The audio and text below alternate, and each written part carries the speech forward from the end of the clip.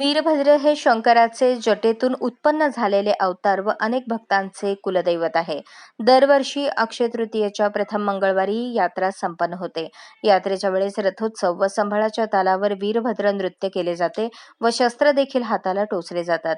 ज्या भक्तांच्या मनाने पूर्वंतांच्या हस्ते हाताला शस्त्र टोचले जातात, मंदिरामध्ये विधी अक्षता सोहळा महाआरती केली जाते. सोलापुरातील अनेक भक्तगणांची मोठी उपस्थिती यावेळी होती. यावेळी आमदार विजयकुमार देशमुख, काँग्रेस नेते सिद्धेश्वर सहकारी बँकेचे चेअरमन प्रकाश वाले, माजी नगरसेवक अमर पुदाले, माजी सभापती केदार उंबरजे, गुड्डापूर धानम्मा देवस्थानचे ट्रस्टी अध्यक्ष सिद्धय्या स्वामी, मुनाळे मंदिराचे पुजारी पवन कंटीकर व कंटीकर परिवार, प्रदीप हिरेमठ, वीरभद्र पूर्वंत संघ व पुरोहित वेदमूर्ती सिद्धूस्वामी, मनोहर पत्रीस्वामी, सिद्धेश कंटीकर आदी मान्यवर उपस्थित होते. अशाच नवनवीन अपडेटसाठी जनता राज्य न्यूज चॅनलला सबस्क्राईब करा, लाईक करा आणि शेअर करायला विसरू नका.